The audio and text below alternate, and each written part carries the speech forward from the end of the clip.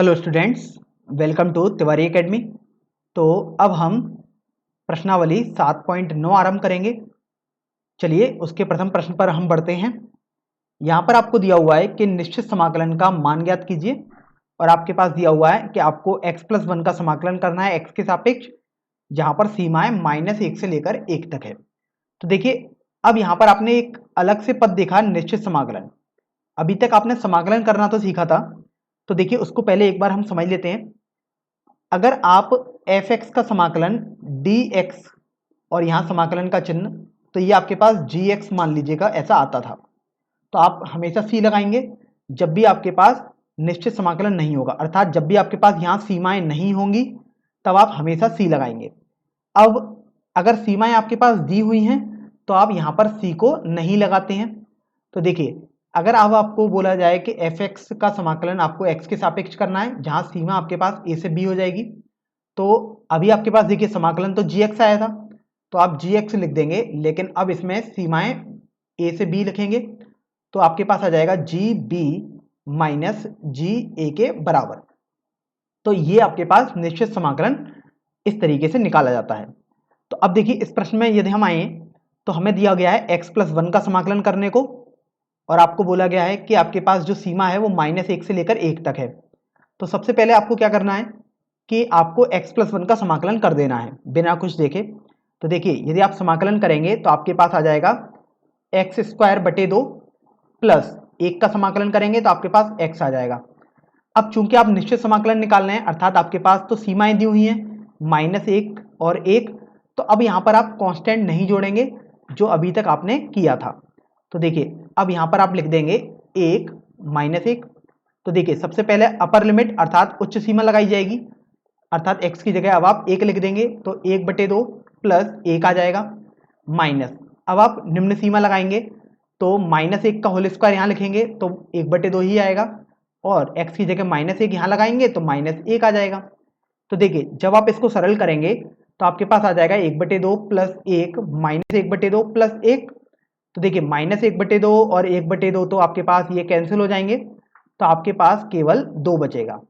इस तरीके से आपका प्रश्न संख्या 1 का उत्तर आ जाएगा। तो ये आपके पास रहा मेथड 1। अब मेथड 2 पर बढ़ते हैं। तो सेकंड मेथड में आपको दिया हुआ है प्रश्न, सबसे पहले -1 से 1 x+1 का समाकलन x के सापेक्ष। तो मेथड 2 हम इसलिए बता रहे हैं क्योंकि कभी कभी छात्र क्या करेंगे कि x+1 का होल स्क्वायर बटे 2 कर देंगे, अर्थात इन दोनों में मेथड 1 और मेथड 2 में हमने अंतर ये किया कि जब हमने x+1 का समाकलन यहां पर किया तो हमने पहले x का समाकलन किया, देखिए x²/2, फिर 1 का समाकलन किया x। अब जबकि मेथड 2 में हमने इसको एक पद पूरा मान लिया x+1, और फिर हमने इसका समाकलन किया तो x+1 का होल स्क्वायर बटे 2 आपके पास आ जाएगा। तो अभी आप यहां पर सीमा लगाएंगे 1 और -1। तो देखिए, सबसे पहले उच्च सीमा लगाते हैं, तो 1 + 1/2 का होल स्क्वायर आ जाएगा, तो ये 2 तो आपके पास बाहर ही रहेगा, तो आपने 1 + 1 का होल स्क्वायर बटे 2 लिख दिया, माइनस। अब आप -1 + 1 का होल स्क्वायर बटे 2 करेंगे, तो देखिए 2 का होल स्क्वायर बटे 2 अर्थात 4/2, माइनस ये तो देखिए आपके पास 0 आ चुका है क्योंकि 1 और -1 तो कट गया। तो यहां से आप देखेंगे इस तरीके से भी आपके पास आपका उत्तर 2 ही आएगा। चलिए, अब हम अगले प्रश्न पर बढ़ते हैं, प्रश्न संख्या 2 पर।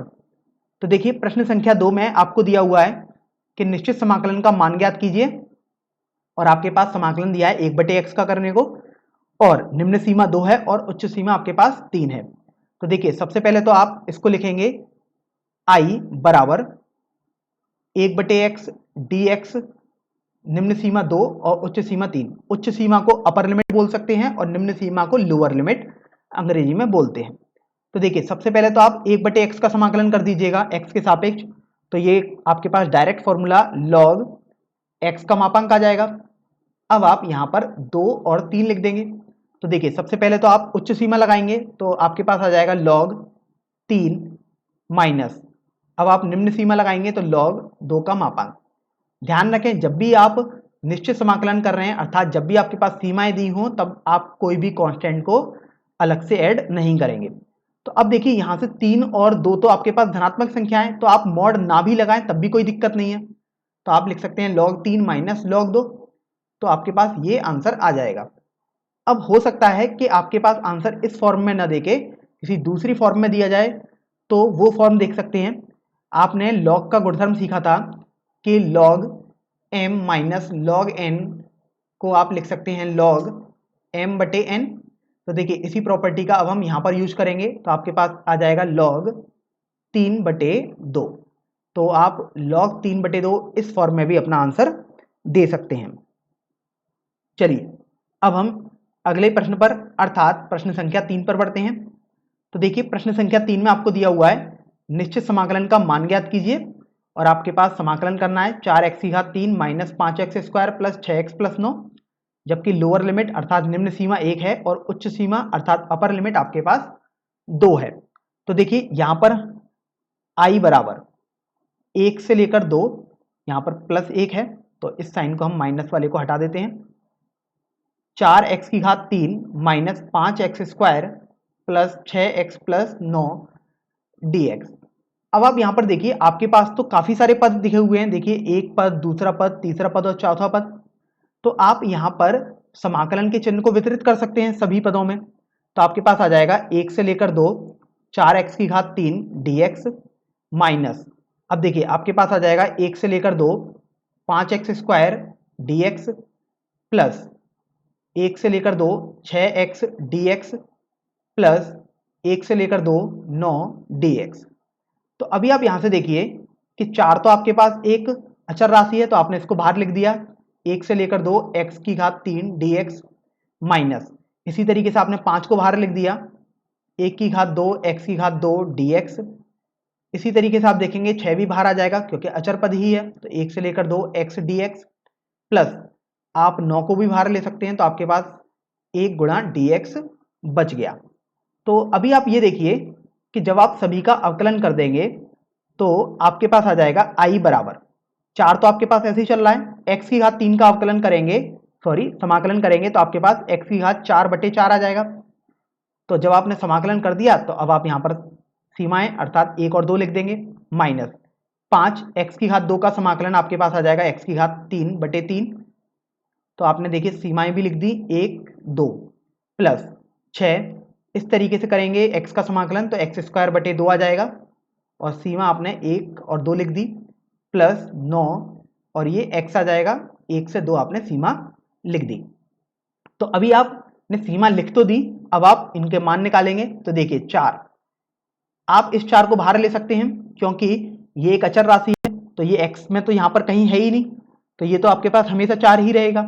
तो आपके पास बचेगा x की घात 4, तो जब आप सीमा निकालेंगे तो 2 की घात 4 माइनस 1 की घात 4 माइनस 5 बटे 3 लिख सकते हैं आप। तो आपके पास आ जाएगा 2 की घात 3 माइनस 1 की घात 3 प्लस 6 बटे 2 आ जाएगा, और यहाँ 2 की घात 2 माइनस 1 की घात 2 प्लस 9, और यहाँ पर आपके पास 2 माइनस 1 आ जाएगा। तो देखिए इसको अब हम सरल कर लेते हैं। i बराबर, तो देखिए 4 से 4 आपके पास यहाँ कैंसिल हो गया, और 2 से 6 आपके पास 3 बार जाएगा। तो देखिए 2 की घात 4 आपके पास 16 आएगा, और 1 की घात 4 1 आएगा, तो 16 में से 1 घटाएंगे तो 15 आ गया, माइनस 5 बटे 3। अब देखिए 2 की घात 3 तो 8 आ गया, और ये 1, तो 8 में से यदि आप 1 घटाएंगे तो आपके पास 7 आ जाएगा, प्लस 3, 2 की घात 2 आपके पास 4, और 1 का स्क्वायर आपके पास 1 आएगा, तो 4 माइनस 1 आपके पास 3 आ गया, प्लस यहां से देखिए 9, और ये आपके पास 1 है, तो 9 गुणा 1 आपके पास 9 आ जाएगा। तो अभी आप देखिए i बराबर, ये 15 है प्लस का, ये प्लस का 9 बनेगा तो अर्थात 24, और ये दोबारा प्लस का 9 बना अर्थात 33, माइनस, अब ये आप देख सकते हैं 35 बटे 3 है, तो आपके पास लासापा लेने पर 99 माइनस 35 बटे 3 आ जाएगा। तो जब आप इसको थोड़ा सरल करेंगे तो आपके पास ये 64 बटे 3 आ जाएगा। तो इस तरीके से आपका ये प्रश्न संख्या 3 का उत्तर हो जाएगा। ये तो हमने एक मेथड से इसको सब हल कर दिया, दूसरे मेथड से भी अब हम इसको हल कर देते हैं, मेथड 2। तो देखिए आपके पास प्रश्न था 1 से लेकर 2 की लिमिट 4x की घात 3 माइनस 5x की घात 2 प्लस 6x प्लस 9 dx। तो अब देखिए हमने पहले मेथड में समाकलन के चिन्ह को सभी अवयवों में वितरित कर दिया था। अब हम मेथड 2 में वितरित नहीं कर रहे हैं। तो देखिए आपको एक बार में समाकलन करना होगा। तो देखिए 4 तो ऐसे ही रहेगा, x की घात 3 का यदि आप समाकलन करेंगे तो आपके पास x की घात 4/4 हो जाएगा, माइनस 5 आपके पास ऐसे ही रहेगा, x की घात 2 का समाकलन करेंगे तो x की घात 3/3 आ जाएगा, प्लस 6 आपके पास अचर पद है जैसे का तैसा रहेगा, x का यदि आप समाकलन करेंगे तो x²/2 आ जाएगा। और यहां से देखिए 9 एक कांस्टेंट टर्म अर्थात अचर पद है, तो आपके पास कुछ नहीं बचा अर्थात समाकलन करने पर x आ जाएगा। तो अब ये आपने समाकलन तो कर दिया, अब आपको लिमिट लगानी होगी अर्थात निम्न सीमा और उच्च सीमा। तो अभी आप देखिए इसको थोड़ा सरल करेंगे। तो सबसे पहले तो आप देखिए 4 से 4 आपके पास कैंसिल हो जाएगा और 2 से ये 6 आपके पास 3 बार कैंसिल हो गया। तो अभी आपको मिलेगा x की घात 4 माइनस 5/3 x की घात 3 प्लस 3x² प्लस 9x, और अभी आप सीमा लगा रहे हैं निम्न सीमा 1 और उच्च सीमा 2। तो अभी आप यहां से देखिए कि यहां पर जब आप लिमिट लगाएंगे तो सबसे पहले तो उच्च सीमा लगाई जाएगी, तो आपके पास आ जाएगा 2 की घात 4 अर्थात 16 माइनस 2 यहां पर लगाओगे तो 2 की घात 3 अर्थात 8 आ जाएगा, तो ये 40/3 बना, प्लस 2 यहां पर भी लगाओगे तो ये आपके पास 3 गुणा 2 का स्क्वायर अर्थात 4, तो 3 गुणा 4 आपके पास 12 आ गया, प्लस 9 गुणा 2 आपके पास 18 आ गया, माइनस अब आप x की जगह 1 लगा देंगे हर जगह। तो देखिए 1 की घात 4 1 आ जाएगा, माइनस यहां से आपके पास 5/3 आ जाएगा, प्लस 3 प्लस 9 आपके पास आ जाएगा। तो देखिए इसको थोड़ा और सरल करेंगे तो 16 और 12 आपके पास प्लस का 28 और प्लस 18 यदि आप और जोड़ेंगे तो 46 आ जाएगा, माइनस 40/3 माइनस अब आप देखिए 9 और 3 आपके पास 12 आ गया और एक 13 आ गया, तो माइनस 5/3 आपने कर दिया। तो अभी आप देखिए 46 माइनस 13 आपने इन पदों को तो एक साथ रख लिया और आपके पास बचेगा माइनस 40/3 प्लस 5/3। तो यहां से देखिए आपके पास आ जाएगा 46 माइनस 13 33 माइनस 35/3। तो आप देख सकते हैं जब आप लासापा लेंगे तो आपके पास 99 माइनस 35/3 बचेगा और इसको हल करने पर आपको ये 64/3 ही मिलेगा। तो आप देख सकते हैं कि आपका जो मेथड 1 से आंसर आया है और मेथड 2 से जो आंसर आया है वो बिल्कुल सेम है। इसका तात्पर्य ये हुआ कि आप मेथड 2 में आपने डायरेक्ट एक बार में ही सभी का समाकलन कर दिया था और बाद में आपने लिमिट लगाई थी। तो इस तरीके से भी आप प्रश्न को हल कर सकते हैं, या आप सभी पदों का अलग अलग समाकलन करके लिमिट लगाएं और फिर उनकी संक्रियाएं अर्थात प्लस या माइनस करें। उस तरीके से भी आप प्रश्न को हल कर सकते हैं। तो अब हम प्रश्न संख्या 4 हल करेंगे। यहां पर आपको दिया हुआ है कि निश्चित समाकलन का मान ज्ञात कीजिए और आपके पास दिया हुआ है कि साइन 2x का आपको समाकलन करना है 0 से π/4 तक। तो सबसे पहले तो आप लिख लीजिएगा i बराबर 0 से लेकर π/4 साइन 2x dx। ये अभी तक हमने प्रश्न को लिख दिया। तो सबसे पहले तो आपको साइन 2x का समाकलन करना होगा x के सापेक्ष। तो i बराबर साइन 2x का यदि आप समाकलन करेंगे तो आपके पास आ जाएगा माइनस का कॉस 2x/2। इस 2 को हमने इसलिए लिखा है क्योंकि आप देखिए x के साथ 2 का गुणा है, इसलिए हमने 2 से भाग कर दिया। अब आपको इसकी लिमिट लगाने की आवश्यकता होगी, तो 0 निम्न सीमा और उच्च सीमा आपके पास π/4 आ जाएगा। तो देखिए अगर आप लिमिट लगाएंगे तो आपके पास आ जाएगा i बराबर माइनस, जब आप x का मान π/4 लगाएंगे तो 2 गुणा π/4 तो π/2 हो जाएगा, तो आपने माइनस कॉस π/2 लिख दिया, माइनस अब आप x का मान 0 लगाएंगे तो देखिए माइनस कॉस 0/2 आ जाएगा। अब देखिए कॉस π/2 बहुत आसान है, 0 आता है हमेशा, तो आपके पास ये माइनस 0/2 अर्थात 0 ही बनेगा, माइनस अब आप देखिए कॉस 0 का मान 1 होता है, तो ये आपके पास माइनस का 1/2 बना और इसको हल करने पर आपको 1/2 मिल जाएगा। तो इस तरीके से प्रश्न 4 का उत्तर आपके पास 1/2 आ जाएगा। चलिए अब हम अगले प्रश्न पर बढ़ते हैं, प्रश्न संख्या 5 पर। तो आप देखिए प्रश्न संख्या 5 में आपको दिया हुआ है कि निश्चित समाकलन का मान ज्ञात कीजिए और आपके पास दिया हुआ है कि cos 2x का आपको समाकलन करना है x के सापेक्ष, जहां लोअर लिमिट 0 है और अपर लिमिट π/4 है। तो सबसे पहले तो आप प्रश्न को लिखेंगे तो i बराबर 0 से लेकर π/4 cos 2x गुणा dx। तो सबसे पहले तो आपको इस लिमिट को ध्यान ही नहीं रखना है, cos 2x का सीधे समाकलन कर देना है। तो आपके पास आ जाएगा sin 2x। अब आप देखिए यहां पर x के साथ 2 का गुणा है, तो अब आप 2 से भाग कर देंगे और अंत में आप लिमिट लगा देंगे। तो अब देखिए 1/2 तो आपके पास कांस्टेंट ही रहेगा, इसका कोई रोल ही नहीं रहेगा लिमिट लगाने में। तो आपके पास केवल sin 2x रहा और लिमिट है 0 से π/4। तो 1/2 आपके पास हो जाएगा sin 2 गुणा π/4 माइनस साइन 0। तो आप देखिए 2 गुणा π/4 तो आपके पास एक तरीके से π/2 बन गया। 1/2 साइन π/2 आप जानते हैं साइन 90 डिग्री हो गया, तो ये आपके पास 1 आ जाएगा माइनस साइन 0 0 होता है। तो इस तरीके से हल करने पर ये 1/2 आ जाएगा। तो इस तरीके से प्रश्न संख्या 5 भी हल हो जाएगा। चलिए अब हम अगले प्रश्न पर बढ़ते हैं, प्रश्न संख्या 6 पर। तो देखिए प्रश्न संख्या 6 में आपको दिया हुआ है कि निश्चित समाकलन का मान ज्ञात कीजिए और आपके पास फलन दिया हुआ है e की घात x।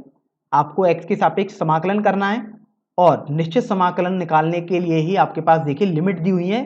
लोअर लिमिट अर्थात निम्न सीमा 4 है, अपर लिमिट अर्थात उच्च सीमा आपके पास 5 है। तो देखिए सबसे पहले तो आप लिखेंगे i बराबर लिमिट 4 से 5 e की घात x dx का समाकलन।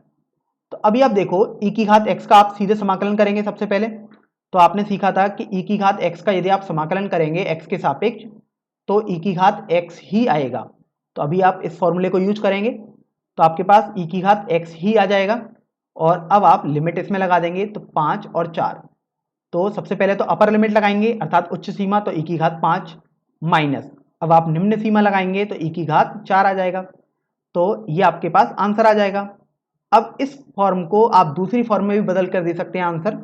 तो आप देखिए e की घात 4 आपके पास कॉमन आ रहा है तो आपके पास e माइनस 1 बच जाएगा। तो इस तरीके से भी आप आंसर को दे सकते हैं। तो चाहे आप ये वाला आंसर लिखें चाहे आप ये वाला आंसर लिखें, दोनों ही उत्तर आपके पास बिल्कुल सही होंगे। तो चलिए अब हम प्रश्न संख्या 7 हल करते हैं। इस प्रश्न में आपको दिया हुआ है कि निश्चित समाकलन का मान ज्ञात कीजिए और आपके पास फलन है tan x, इसका आपको x के सापेक्ष समाकलन करना है और आपके पास लिमिट दी हुई है 0 से लेकर π/4। तो सबसे पहले तो आप लिखें i बराबर 0 से लेकर π/4 tan x dx अर्थात निश्चित समाकलन, या मैं बोल सकता हूं कि आपको तो i का मान ज्ञात करना है। तो उसके लिए सबसे पहले आपको tan x का समाकलन करना होगा। तो आपने डायरेक्ट फॉर्मूला सीखा था कि tan x का यदि आप समाकलन करेंगे x के सापेक्ष तो आपके पास log sec x का मापांक आ जाएगा। तो अभी आप इस फॉर्मूले का यूज करेंगे, ये फॉर्मूला आपको कंठस्थ भी होना चाहिए। तो आपके पास देखिए i बराबर log sec x का मापांक और आप लिमिट लब लगा देंगे 0 से π/4। तो देखिए जब सबसे पहले आप अपर लिमिट लगाते हैं तो आपके पास आ जाएगा log sec π/4 minus log sec 0। तो अभी आप देखिए sec π/4 आपके पास √2 आता है, आपने त्रिकोणमिति में पढ़ा भी था, ये मानक मान होता है। तो log √2 आपने कर दिया माइनस और sec 0 आपके पास 1 आएगा तो आपने log 1 लिख दिया। तो अभी आप देखिए कि log 1 का मान अर्थात यहाँ पर कुछ भी आधार हो लेकिन यदि यहाँ पर 1 है तो वो मान 0 आएगा।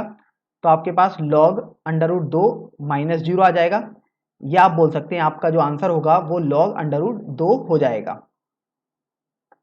अब देखिए इस प्रश्न को आप एक तरीके से और उत्तर दे सकते हैं अर्थात एक फॉर्म और है इसको लिखने की। तो देखिए √2 है अर्थात 2 की घात 1/2, तो आप log के गुणधर्म से लिख सकते हैं 1/2 log 2। तो आप इन दोनों में से कोई सा भी अपना आंसर दे सकते हैं, दोनों आंसर आपके पास बिल्कुल सही होंगे। चलिए अब हम प्रश्न संख्या 8 को हल करेंगे। इस प्रश्न संख्या 8 में आपको दिया हुआ है कि निश्चित समाकलन का आपको मान ज्ञात करना है और आपको दिया हुआ है cosec x का समाकलन x के सापेक्ष और आपको लोअर लिमिट दी हुई है π/6 और अपर लिमिट आपको दी हुई है π/4। तो आप देखिए सबसे पहले तो आप इस प्रश्न को लिखेंगे तो i बराबर π/6 से लेकर π/4 की लिमिट cosec x dx तो अभी आप ये देखिए कि आपने cosec x का फॉर्मूला पढ़ा था और आपको याद भी होना चाहिए कि cosec x का यदि आप समाकलन करेंगे x के सापेक्ष तो आपके पास हो जाएगा log cosec x minus cot x का मापांक। तो अभी आप इस फॉर्मूले का यहां पर उपयोग करेंगे तो देखिए आपके पास हो जाएगा I बराबर log cosec x minus cot x का मापांक, और अब आप इस पर लिमिट लगा देंगे π/6 से लेकर π/4 की। तो देखिए आपके पास आ जाएगा I बराबर log, सबसे पहले तो आप अपर लिमिट लगाएंगे तो आपके पास आ जाएगा cosec π/4 माइनस cot π/4 माइनस, अब आप लोअर लिमिट लगाएंगे अर्थात π/6 वाला मान लगाएंगे x की जगह, तो log cosec π/6 माइनस cot π/6 का मापांक। तो अभी आप देखिए कि आपके पास हो जाएगा I बराबर log, अब देखिए cosec π/4 आपके पास √2 होता है और cot π/4 का मान 1 आएगा, तो log √2 माइनस 1 आ गया, माइनस इस वाले की वजह से लगा दिया। अब देखिए log में cosec π/6 अर्थात cosec 30 डिग्री ये आपके पास 2 आएगा, और cot π/6 अर्थात cot 30 डिग्री ये आपके पास माइनस का √3 आएगा। तो देखिए 2 माइनस √3 भी आपके पास धनात्मक आएगा और √2 माइनस 1 भी आपके पास धनात्मक आएगा, तो आपके पास ये एक तरीके से आंसर आ जाएगा। अब हो सकता है कि आप इसको दूसरी फॉर्म में भी लिख दें, तो आप लिख सकते हैं log m minus log n के गुणधर्म से, तो आपके पास ये हो जाएगा log √2 माइनस 1/2 माइनस √3। तो अभी आप देखिए मापांक का चिन्ह लगाना चाहें तो लगा सकते हैं और नहीं लगाना चाहें तब भी कोई दिक्कत नहीं है, क्योंकि √2 माइनस 1 भी धनात्मक है और 2 माइनस √3 भी धनात्मक है, तो ये हमेशा धनात्मक मान ही आएगा। तो मापांक का चिन्ह लगाना आप पर निर्भर करता है कि आप लगाना चाहते हैं तो लगाएं, अर्थात अदरवाइज इसके अलावा कोई दिक्कत भी नहीं है। तो जैसे मैंने यहाँ पर मापांक लगा दिया है, चलिए ये आपके पास प्रश्न 8 हल हो गया। तो अब हम प्रश्न संख्या 9 पर बढ़ लेते हैं। प्रश्न संख्या 9 में आपको दिया हुआ है कि निश्चित समाकलन का मान ज्ञात कीजिए, और आपको दिया हुआ है dx/√1 minus x square, lower limit अर्थात निम्न सीमा 0 है और अपर लिमिट अर्थात उच्च सीमा आपके पास 1 है। तो देखिए I बराबर 0 से लेकर 1 समाकलन dx/√1 माइनस एक्स स्क्वायर। तो सबसे पहले तो देखिए कि आपने एक फॉर्मूला देखा था और आपको याद भी होना चाहिए कि 1/√a² minus x square dx ये आपके पास होता है साइन इनवर्स x/a के बराबर। तो अभी आप यहां से देखिए कि अगर आप समाकलन में जो लिमिट है उसको तो आप छोड़ देंगे स्टार्टिंग में, तो आप लिखेंगे I बराबर, अब देखिए इस 1 को तो आप 1 का स्क्वायर लिख सकते हैं, तो ये वाली फॉर्म और ये फॉर्म जो इस फॉर्मूला है बिल्कुल सेम आ रहा है, बस यहाँ पर a का मान 1 हो जाना चाहिए। तो आपके पास आ जाएगा साइन इनवर्स x/1, और अब आप लिमिट लगा देंगे तो देखिए 1 और यहाँ पर निम्न सीमा 0 आ गई। तो अभी आप देखिए सबसे पहले तो आप अपर लिमिट लगाएंगे अर्थात उच्च सीमा, तो साइन इनवर्स 1 आ जाएगा। अब चूंकि अब आपने उच्च सीमा लगा दी तो माइनस चिन्ह लगा के अब आप निम्न सीमा लगाएंगे, तो साइन इनवर्स 0/1 या 0 आप बोल सकते हैं। तो देखिए साइन इनवर्स 1 अर्थात अब आपको ये सोचना है कि साइन में 1 किसका मान होता है, तो वो आपके पास होता है π/2। इसका मतलब हुआ कि साइन इनवर्स 1 का मान π/2 होता है, माइनस इसका मतलब आप अगर सोचेंगे तो ये हुआ कि साइन में 0 किसका मान होता है, तो आपको मिलेगा वो 0 रेडियन का मान होता है। तो यहां से आपके पास I का मान π/2 आ जाएगा। तो इस तरीके से आपके पास प्रश्न संख्या 9 भी हल हो जाएगी। अब हम प्रश्न संख्या 10 हल करेंगे। इस प्रश्न में बोला गया है कि निश्चित समाकलन का मान ज्ञात कीजिए, और आपको दिया हुआ है dx/1 प्लस एक्स स्क्वायर, और लोअर लिमिट 0 है और अपर लिमिट आपके पास 1 है। तो आपको निश्चित समाकलन करना है, अर्थात सबसे पहले तो आप लिखेंगे I बराबर लिमिट लगा देंगे 0 से लेकर 1/1 प्लस एक्स स्क्वायर dx।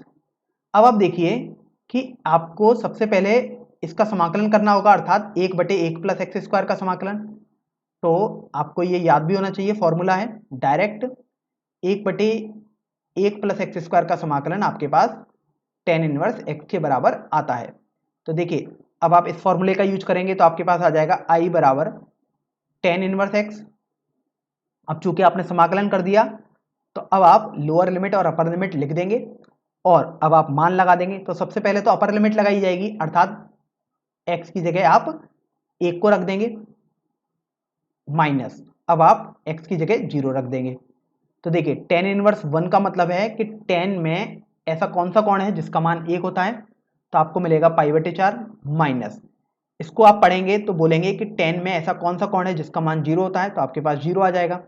तो जब आप π/4 में से 0 घटाएंगे तो आपके पास π/4 ही आ जाएगा। तो इस तरीके से प्रश्न संख्या 10 का उत्तर π/4 हो जाएगा। चलिए अब हम अगले प्रश्न पर बढ़ लेते हैं, प्रश्न संख्या 11 पर। यहां पर आपको इस प्रश्न में बोला है कि निश्चित समाकलन का मान ज्ञात कीजिए और आपके पास दिया हुआ है dx बटे एक्स स्क्वायर माइनस 1 और आपको देखिए सीमा दी हुई है 0 से लेकर 1 तक। तो अभी आप देखिए सबसे पहले तो आप लिखेंगे i बराबर लोअर लिमिट अर्थात निम्न सीमा 0, अपर लिमिट अर्थात उच्च सीमा आपके पास 1 आ गई, dx बटे एक्स स्क्वायर माइनस 1। तो सबसे पहले तो आप लिमिट को तो भूल ही जाएंगे और आप देखेंगे कि 1 बटे एक्स स्क्वायर माइनस 1 का यदि आप x के सापेक्ष समाकलन करेंगे तो सबसे पहले मैं एक डायरेक्ट फॉर्मूला लिख रहा हूं, जनरल फॉर्मूला आपके पास आएगा एक्स स्क्वायर माइनस ए स्क्वायर का समाकलन 1 बटे में 1 बटे 2a लॉग आपके पास आ जाएगा x माइनस ए बटे एक्स प्लस ए का मापांक। तो अभी आप देखिए आप इस फॉर्मूले का यूज करेंगे तो यहां पर जो एक्स स्क्वायर माइनस 1 है उसको आप एक्स स्क्वायर माइनस 1 को आप 1 का स्क्वायर लिख सकते हैं। तो अभी आप इस फॉर्मूले से इसको कंपेयर करेंगे तो आपके पास a का मान 1 आ रहा है। तो अब देखिए फॉर्मूला लगाएंगे तो 1 बटे 2a अर्थात a का मान तो 1 ही है, लॉग आपके पास आ जाएगा x माइनस 1 बटे एक्स प्लस 1 का मापांक। और अब आप यहां पर देखिए लिमिट लगा देंगे अर्थात 1 और 0 लिख देंगे। तो आप यहां से देखिए कि आपके पास हो जाएगा 1 बटे 2 को तो आप बिल्कुल ही बाहर ले लीजिएगा क्योंकि ये तो एक अचर राशि है, लिमिट लगाने में इसका कोई योगदान नहीं है क्योंकि लिमिट तो हमेशा x के पदों में लगाई जाएगी जहां पर x होगा। तो देखिए आपके पास बचा लॉग, सबसे पहले आप x का मान 1 लगाएंगे तो देखिए आपके पास आ जाएगा यहां पर आपके पास 0 से 1 की लिमिट थी तो यहां से आपके पास आ गया 1 माइनस 1 बटे 1 प्लस 1 माइनस यहां से आप देखिए आपके पास आ जाएगा लॉग 0 माइनस 1 बटे 0 प्लस 1 और आप देखिए 1 बटे 2। अब लॉग 0 बटे 2 बना तो ये लॉग 0 हो गया, तो ये तो डिफाइंड ही नहीं है अपने पास, इसको तो आप ऐसे हटा देंगे माइनस। अब देखिए ये आपके पास बचेगा लॉग में, अब यहां पर मापांक होता है तो माइनस 1 बचा, लेकिन आपको तो मापांक लगा होता है तो आपको तो 1 लिख देंगे आप, और लॉग 1 का मान आप जानते हैं कि आपके पास 0 आएगा तो 1 बटे 2 गुणा 0 आपके पास बनेगा जिसको आप 0 भी लिख सकते हैं। तो इसका मतलब ये हुआ कि इस प्रश्न संख्या 11 का उत्तर 0 आ जाएगा। चलिए अब हम अगले प्रश्न पर बढ़ लेते हैं, प्रश्न संख्या 12 पर। तो देखिए प्रश्न संख्या 12 में आपको दिया हुआ है कि निश्चित समाकलन का मान ज्ञात कीजिए और आप देखिए आपके पास दिया हुआ है कॉस स्क्वायर एक्स का समाकलन करने को जहां लिमिट 0 से π/2 है।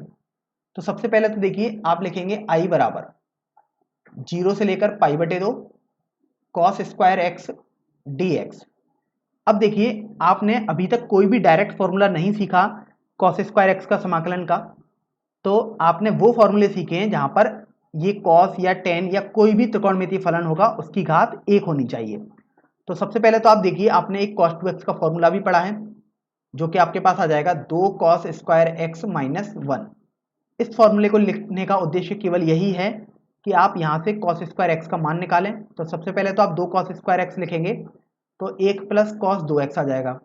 अब चूंकि आपके पास तो cos स्क्वायर एक्स दिया है तो आप यहां से cos स्क्वायर एक्स का मान निकालेंगे तो 1 प्लस cos 2x बटे 2 आपके पास आ जाएगा। तो देखिए आप cos स्क्वायर एक्स का मान यहां से रख देंगे यहां पर, तो आपके पास आ जाएगा i बराबर, अब जो आपके पास 1 बटे 2 है उसको तो आप तुरंत बाहर ले लीजिएगा क्योंकि वो एक अचर पद है। आपके पास बचा 0 से लेकर1 प्लस cos 2x dx। अब यहां से आप समाकलन करेंगे तो देखिए आई बराबर 1/2। जब आप समाकलन करेंगे तो एक का समाकलन करेंगे x के सापेक्ष तो आपके पास x आ जाएगा, और यदि आप cos 2x का समाकलन करेंगे तो आपके पास sin 2x आ जाएगा। अब चूंकि x के साथ देखिए आप 2 का गुणा हो रहा है तो आप 2 से भाग कर देंगे और अंत में आप 0 से लेकर π/2 यहाँ पर लिख देंगे।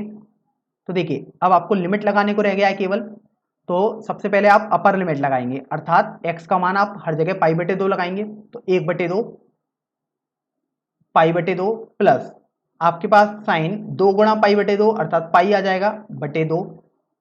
आपने x का मान π/2 हर जगह लगा दिया माइनस, अब आप 0 लगाएंगे तो देखिए 1/2 तो आपके पास चल ही रहा है, x की जगह आपने 0 लगा दिया प्लस साइन 2 गुणा 0 अर्थात साइन 0 आ जाएगा बटे 2 आ गया। अभी आप यहां से देखिए कि आपके पास आ जाएगा i बराबर 1/2 π/2 प्लस साइन पाई। आप जानते हैं कि ये मान आपके पास 0 आता है, त्रिकोणमिति में कक्षा 11 में आपने पढ़ा है, माइनस 1/2।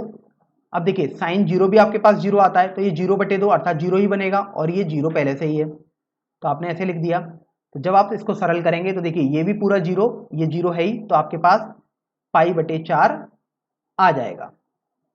तो इस तरीके से आपका प्रश्न संख्या 12 भी हल हो जाएगा। तो अब हम प्रश्न संख्या 13 हल करेंगे। यहां पर दिया हुआ है कि निश्चित समाकलन का मान ज्ञात कीजिए और आपको दिया हुआ है x/x² + 1 का आपको x के सापेक्ष समाकलन करना है, जहां निम्न सीमा 2 अर्थात लोअर लिमिट 2 है और अपर लिमिट या उच्च सीमा आपके पास 3 है। तो देखिए यहां पर इस सवाल को अभी हम 2 मेथड से करके आपको दिखाएंगे। सबसे पहले हम मेथड 1 पर बढ़ लेते हैं। मेथड 1 में देखते हैं, अभी तक हमने केवल आपको ये बताया है कि आप इस लिमिट को भूल जाइएगा, लिमिट को लगाने का काम तो हम बाद में करते हैं। सबसे पहले तो आप केवल इसको हल करेंगे तो जैसे मैं आई बोल देता हूं इसे x dx बटे x² + 1, केवल आपको इस समाकलन को हल करना है। तो देखिए ये तो आपने पुरानी अभ्यासों में पुरानी प्रश्नावलियों में सीखा था। सबसे पहले आप x² + 1 को देखिए यहाँ t मान लेते हैं तो आपके पास आ जाएगा 2x dx बराबर dt। देखिए यहां पर तो आपके पास x dx है तो अगर आप x dx का मान देखोगे तो आपके पास 1/2 dt आ जाएगा।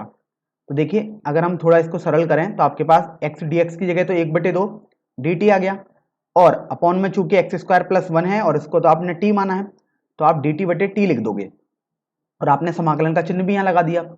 अब ये आपके पास आ जाएगा 1/2 log t का मापांक। अभी हम प्लस सी नहीं लगा रहे हैं क्योंकि हमारा मेन उद्देश्य तो निश्चित समाकलन निकालना है। तो देखिए आपने अभी तक केवल इसको हल कर दिया, अब आपको t का मान तो हटाना पड़ेगा क्योंकि प्रश्न तो x के पदों में था। तो जब आप इसको हटाएंगे t का मान तो आपके पास आ जाएगा 1/2 log x² + 1 का मापांक। अब यहां से आप देखिए कि जो हमें लिमिट लगानी थी अब यहां पर हम लिमिट लगा देंगे तो आपके पास जो फाइनल आंसर हो जाएगा वो हो जाएगा 1/2 log x² + 1 का मापांक और इस पर आप लिमिट लगाएंगे 3 और 2 की। तो देखिए आपके पास आ जाएगा 1/2, आपने कॉमन ले लिया क्योंकि ये तो आपके पास देखिए अचर है, हमेशा रहेगा ही।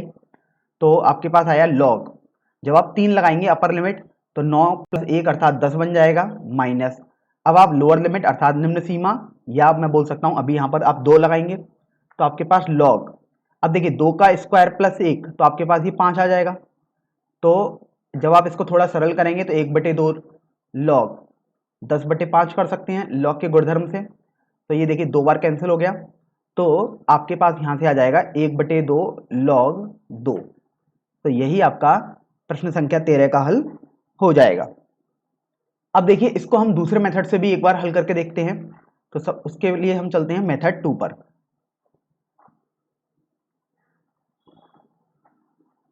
मेथड 2 में सबसे पहले तो हम प्रश्न लिख लेते हैं। आपके पास है x dx बटे x² + 1, जहां लोअर लिमिट 2 है और अपर लिमिट आपके पास 3 दी हुई है। तो अब ये देखिए आप यहां पर भी हम उसी तरीके से इस प्रश्न को हल करेंगे कि यहां पर हम प्रतिस्थापन विधि को यूज करेंगे। तो सबसे पहले आपने x² + 1 को t मान लिया तो आपके पास देखिए आ जाएगा 2x dx बराबर dt। तो यहां से देखिए अगर आपको x dx की जरूरत होगी तो आप लिख देंगे 1/2 dt। तो आपने ये जो प्रश्न के जो अंदर है, जिसका आप समाकलन कर रहे हैं, आपने उसके लिए तो इतना सब कर लिया, लेकिन अब यहां पर देखिएगा आपके पास आ जाएगा 1/2 dt/t। अब मैं इसी प्रश्न को निश्चित समाकलन से हल करना चाहूं, अर्थात मैं यहां पर भी जो लिमिट हैं उनको लगाना चाहता हूं, तो उसके लिए आपको, अब देखिए आपका प्रश्न तो t चर में बन चुका है, अब आपको t के सापेक्ष समाकलन करना है, तो जो आपके पास यहां लिमिट आएंगी वो t की वैल्यू होनी चाहिए। तो अब देखिए t की वैल्यू आप कैसे निकालेंगे, तो जब आपके पास x का मान 3 था, जब x का मान 3 है, तब देखिए t बराबर क्या है, x स्क्वायर प्लस 1, अर्थात 9 + 1 या आप बोल सकते हैं 10। तो आपके पास अपर लिमिट 10 आ गई, क्योंकि आपने x वाली अपर लिमिट लगाई है, तो t की अपर लिमिट आपके पास आ गई। इसी तरीके से आप बोलेंगे यदि आपके पास x का मान 2 है, तो t का मान आपके पास, आपको तो x स्क्वायर प्लस 1 में लगाना है, तो x स्क्वायर प्लस 1 अर्थात 4 + 1 हो जाएगा, अर्थात 5 आ जाएगा। इसका मतलब आपके पास जो लोअर लिमिट है या निम्न सीमा t की 5 हो जाएगी। तो अभी आप देखिए आपके पास ये सवाल t के पदों में बन चुका है और आपने t की लिमिट भी यहां से लगा दी। तो अब 1/2 को तो हम बाहर ले लेते हैं, तो आपके पास बचा 1/t dt, लिमिट है आपके पास 5 से 10 तक। तो अगर आप इसको हल करेंगे तो 1/t का आप समाकलन जानते हैं, log t आएगा, तो log t का मापांक आपने लिख दिया और आपने यहां पर अपर लिमिट और लोअर लिमिट भी लिख दी है। जब आप इसको थोड़ा सरल करेंगे तो देखिए 1/2 तो ऐसे ही रहेगा। अब आप सबसे पहले तो अपर लिमिट लगाएंगे तो log 10 माइनस, अब लोअर लिमिट लगाएंगे तो log 5। तो देखिए जब आप इसको थोड़ा सरल करेंगे तो आप log का गुणधर्म लगाएंगे तो 1/2 log 10/5 आ जाएगा, और 5 से 10 ये 2 बार कैंसिल हो सकता है, तो आपके पास आ जाएगा 1/2 log 2। तो इस तरीके से आपने देखा कि चाहे आप मेथड 1 यूज करें चाहे आप मेथड 2 यूज करें, दोनों ही आंसर आपके पास सेम आएंगे और दोनों ही मेथड आपके पास बिल्कुल सही हैं। चलिए अब हम प्रश्न संख्या 14 पर बढ़ते हैं। तो देखिए प्रश्न संख्या 14 में भी आपको दिया हुआ है कि निश्चित समाकलन का मान ज्ञात कीजिए, जहां पर आपको 2x + 3/5x² + 1 का समाकलन करना है x के सापेक्ष, और आपको लिमिट दी हुई है 0 से लेकर 1 की। तो अब इसको भी हम दो मेथड से इसी प्रकार हल कर सकते हैं। तो देखिए सबसे पहले मेथड 1 देखते हैं। मेथड 1 में केवल आपको अभी निश्चित समाकलन हल नहीं करना है, अर्थात लिमिट नहीं लगानी है। तो आप देखिए 5x² + 1 dx आपने ये लिख दिया।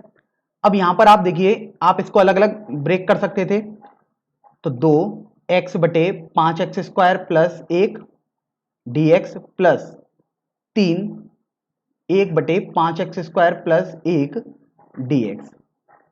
अब यहां से आप देखो कि इस वाले के लिए आप यदि 5x² + 10, सॉरी यहां पर 1 है, यहां पर अगर आप 5x² + 1 को t मान लेते हैं, इस वाले समाकलन के लिए हम लिख रहे हैं, तो आपके पास आ जाएगा 10x dx बराबर dt। इसका मतलब x dx आपके पास आ जाएगा 1/10 dt। तो देखिए इसका अभी हम यूज करते हैं, तो आप देखिए 2, अब x dx तो आपको तुरंत दिखा, तो आपने 1/10 dt लिख दिया इसकी जगह, तो 1/10 dt आपने लिख दिया बटे, और 5x² + 1 को तो आपने देखा है कि t लिखेंगे आप, तो आप इसको t लिख देते हैं, प्लस इसको आप लिख सकते हैं 3 1/√5x का होल स्क्वायर प्लस 1 का होल स्क्वायर dx। ऐसा हमने इसलिए लिखा है क्योंकि आपने फॉर्मूला पढ़ा है 1/x² + a² का, यदि समाकलन करेंगे x के सापेक्ष तो आपके पास 1/a tan इनवर्स x/a आ जाएगा। तो देखिए इस फॉर्मूले का भी हम यहाँ पर यूज करेंगे। तो सबसे पहले तो आप इसको देख लीजिएगा, आपके पास ये हो जाएगा, ये 5 बार कैंसिल हो गया, तो 1/5 log t का मापांक प्लस ये 3 है। अब आप ये देखिए कि यहां पर ये जो हमने फॉर्मूला लिखा है और ये फॉर्मूला लिखा है, ये तो बिल्कुल मैच कर रहा है, बस x की जगह √5x है और a की जगह 1 है। तो देखिए आपके पास आ जाएगा 3 गुणा 1/a लिखा हुआ है, तो आप लिखेंगे 1/1 tan इनवर्स x/a अर्थात √5x/a। तो देखिए अब x के साथ तो √5 का गुणा है आपके पास, अगर √5 का आपने गुणा किया है, आप जिसको समाकलन कर रहे हैं, तो आप √5 से भाग भी दे देते हैं जब समाकलन करते हैं आप। तो ये आपके पास समाकलन आ गया। तो देखिए अगर आप थोड़ा सरल करेंगे तो 1/5। अब ये तो t के पदों में आया, आपको तो x के पदों में चाहिए, तो आप लिखेंगे log 5x² प्लस 1 का मापांक प्लस 3/√5 tan इनवर्स √5x। तो ये देखिए आपके पास समाकलन आ गया। लेकिन आपको तो देखेंगे कि प्रश्न में निश्चित समाकलन निकालना था, क्योंकि आपके पास तो लिमिट लगी थी। और मेथड 1 में हम निश्चित समाकलन पहले नहीं करेंगे, पहले तो हम इसको केवल समाकलन की तरह हल कर देंगे, फिर बाद में हम लिमिट लगाएंगे। तो देखिए अब आप लिमिट लगाएंगे तो देखिए आपके पास हो जाएगा 1/5 log 5x² प्लस 1 का मापांक प्लस 3/√5 tan इनवर्स √5x। और अब आप इस पर लिमिट लगाएंगे और आप देखिए आपके पास जो लिमिट थी वो लोअर लिमिट थी और एक अपर लिमिट थी। तो देखिए सबसे पहले तो आप अपर लिमिट लगाएंगे, तो 1/5 log अर्थात x का मान आप हर जगह 1 लगा दोगे, तो यहाँ पर 1 लगाओगे तो ये 6 बन जाएगा, प्लस 3/5 √5 tan इनवर्स √5 माइनस, अभी आप x का मान हर जगह 0 लगाओगे तो देखिए आपके पास आ जाएगा 1/5 log, ये तो 0 बन जाएगा x का मान 0 लगाने पर, तो केवल log 1 बचा प्लस 3/√5 tan इनवर्स √5 इंटू 0 आपके पास बन गया। तो अभी आप यहाँ से देखो कि 1/5 log 6 बिल्कुल सही है, अभी इसको भी आप ऐसे लिख दोगे 3/√5 tan इनवर्स √5। अब आप देखो ये log 1 का मान तो 0 होता है और tan इनवर्स ये 0 बनेगा, ये भी आपके पास 0 आएगा, अर्थात अब आपको इसमें से 0 घटाना है। तो आप बोल सकते हैं कि जो आपका आंसर है वो आ जाएगा 1/5 log 6 प्लस 3/√5 tan इनवर्स √5। तो यही इस प्रश्न का आपका उत्तर हो जाएगा। तो यहां से आपने मेथड 1 तो सीख लिया, अब मेथड 2 की बारी कर लेते हैं। तो देखिए जो आपके पास प्रश्न संख्या 14 है उसका मेथड 2 सीख लेते हैं। तो आपके पास प्रश्न था 0 से लेकर 1 2x plus 3/5x² plus 1 dx। अब यहां से आप देखो कि अगर आप 5x² प्लस 1 को t मानोगे तो सबसे पहले तो हम इसको समाकलन को वितरित कर लेते हैं। तो 0 से 1 2x dx बटे 5x² प्लस 1 प्लस यहां पर हम लिख देंगे 3 1/5x² प्लस 1 dx। तो देखिए जो आप 5x² प्लस 1 को t मान रहे हैं वो केवल आप इस वाले के लिए मान रहे हैं, क्योंकि ये तो आपके पास डायरेक्ट फॉर्मूले से हो जाएगा। तो आप देखो 10x dx बराबर dt आ गया, इसका मतलब x dx बराबर 1/10 dt आ गया। तो मेथड 2 में तो हम जो लिमिट है वो भी साथ साथ लिखना सीख रहे हैं। तो देखिए आपके पास x dx की जगह आप dt तुरंत रख देंगे और 5x² प्लस 1 की जगह आप तुरंत t रख देंगे, लेकिन आपको लिमिट भी निकालनी पड़ेगी। तो आप देखो कि अब तो जो आपके पास अपने समाकलन लिखा है वो तो t चर है यहाँ पर, अर्थात अब जो आपको लिमिट लगानी पड़ेगी वो t के मान लगाने पड़ेंगे। तो देखिए सबसे पहले तो लोअर लिमिट, अर्थात जब आपके पास x 0 है तब देखिए t बराबर आपके पास 5x² प्लस 1 अर्थात 1 आ जाएगा, क्योंकि आप x का मान तो 0 लगाओगे तो ये 0 आ गया। इसी तरीके से जब आपके पास x का मान 1 हो जाएगा अर्थात अपर लिमिट के लिए, तो आपके पास t बराबर 5x² प्लस 1 या आप बोल सकते हैं 6 आ जाएगा। तो यहां से आपको t की लोअर लिमिट और अपर लिमिट पता लग गई। देखिए जब x 0 था अर्थात जब x लोअर लिमिट पे था तो t का मान 1 आया, अर्थात लोअर लिमिट यहां पर 1 आ जाएगी। जब x 1 पर था अर्थात जब x अपर लिमिट पर था तब देखिए t का मान 6 आया, तो ये 6 यहां पर अपर लिमिट बन जाएगा। प्लस इसको तो आप डायरेक्ट ऐसे ही लिखेंगे 1/√5x का होल स्क्वायर प्लस 1 का होल स्क्वायर dx।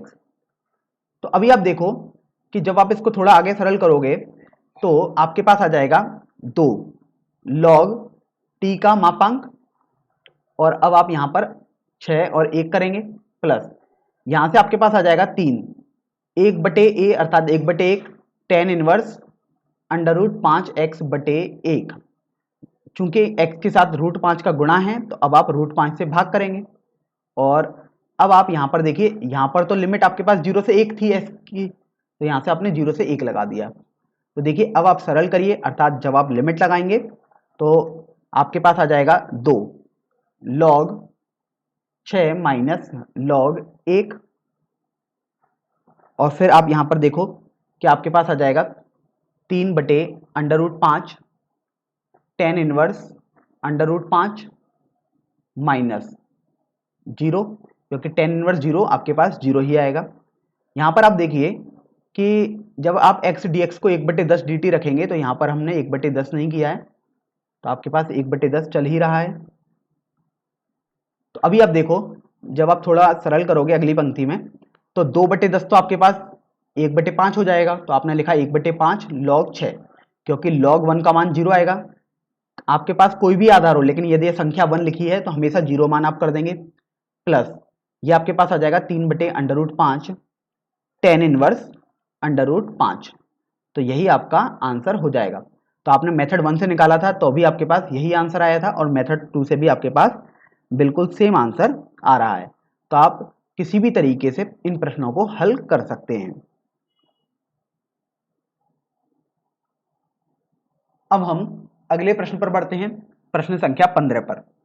इस प्रश्न में आपको दिया हुआ है कि निश्चित समाकलन का मान ज्ञात कीजिए, और आपके पास लिमिट दी हुई है 0 से लेकर 1 x गुणा e की घात x² dx।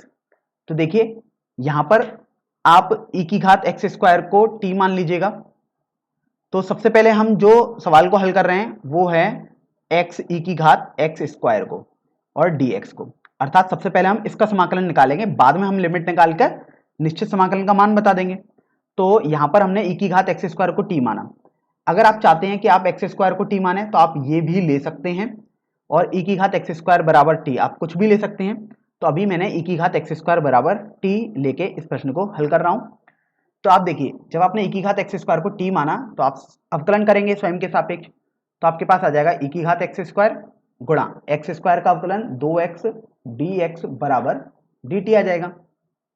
तो आपके पास देखिए x गुणा e की घात x² dx बराबर 1/2 dt आ जाएगा। तो चलिए अब आप x गुणा e की घात x² गुणा dx जहां जहां दिखेगा वहां 1/2 dt रख देंगे। तो आपके पास देखिए x भी दिखा, e की घात x² भी दिखा और dx भी दिखा, तो आप यहाँ पर 1/2 dt रख देंगे, और इसे आप 1 लिख सकते हैं, 1 का गुणा।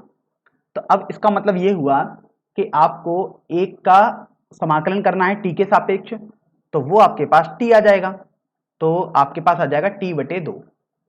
तो जब आप x के पदों में लिखोगे तो आपके पास आ जाएगा e की घात x²/2। तो यहां से आपके पास इसका समाकलन तो आ गया। अब आप देखो आपसे तो प्रश्न में बोला गया था कि x e की घात x² dx, ये जो है आपको लिमिट भी यहां पर दी हुई थी 0 से लेकर 1 की, तो 0 से लेकर 1 करेंगे। अब आप करते थे पहले इसका समाकलन लिखेंगे, तो वो तो आपके पास यहां से आ चुका है e की घात x²/2, और अब आप यहां पर लिमिट लगा देंगे 1 और 0 की। तो अब देखिए सबसे पहले तो आप अपर लिमिट लगाएंगे, अर्थात x का मान जहां जहां होगा वहां वहां आप 1 लगा दोगे। तो देखिए आपके पास आ जाएगा e की घात 1 का स्क्वायर अर्थात 1/2 माइनस, अब आप x का मान 0 लगाओगे तो e की घात 0/2 कर दोगे। तो 1/2 को देखिए आप कॉमन ले सकते हैं, e की घात 1 अर्थात e आ गया माइनस e की घात 0, या आप बोल सकते हैं किसी की भी घात अगर आपके पास 0 दिया है तो उसका मान हमेशा 1 आएगा। तो यहां से आपके पास e माइनस 1/2 इस प्रश्न का उत्तर हो जाएगा।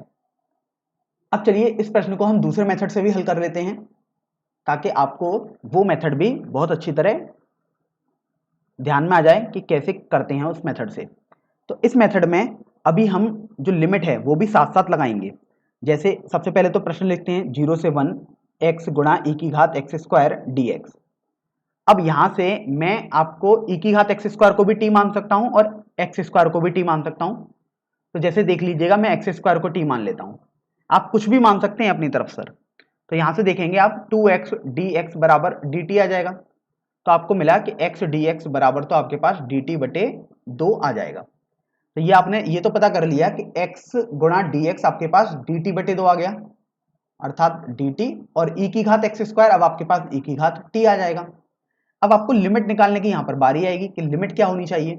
तो देखिए जब आपके पास x 0 है तो आप देखेंगे कि t का मान आपके पास एक्स स्क्वायर आएगा अर्थात 0 आ जाएगा, और जब आपके पास x का मान 1 है तब t का मान x का स्क्वायर अर्थात 1 का स्क्वायर आप बोल सकते हैं 1 आएगा। तो आप देखिए t का मान 0 लोअर लिमिट और अपर लिमिट 1 हो जाएगी, तो यहाँ आपने 0 और 1 लिख दिया।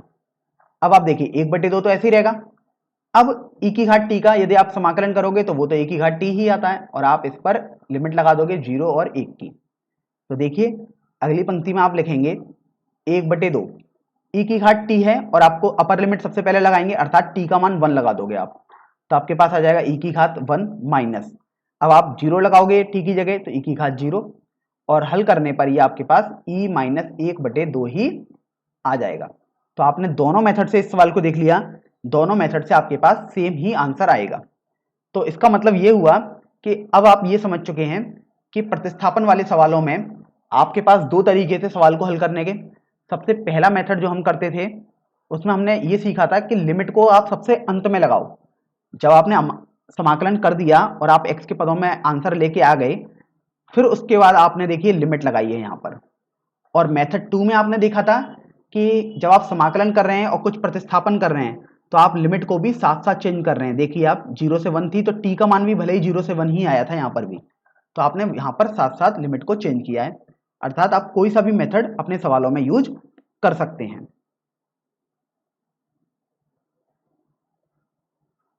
चलिए अब प्रश्न संख्या 16 हल करते हैं हम। यहाँ पर दिया कि निश्चित समाकलन का मान ज्ञात कीजिए, और आपके पास समाकलन है 5x² बटे x square plus 4x plus 3 का, और आपको लोअर लिमिट अर्थात निम्न सीमा दी हुई है 1, और अपर लिमिट या उच्च सीमा आपको 2 दी हुई है। तो सबसे पहले तो अभी हम इसी एक ही मेथड से इस सवाल को हल करेंगे। तो यहाँ पर देखो सबसे पहले तो आप इस समाकलन को हल कर दो, लिमिट का ध्यान आप रखो ही मत। अर्थात अब आपको हल करना है 5x² बटे x square plus 4x plus 3 dx।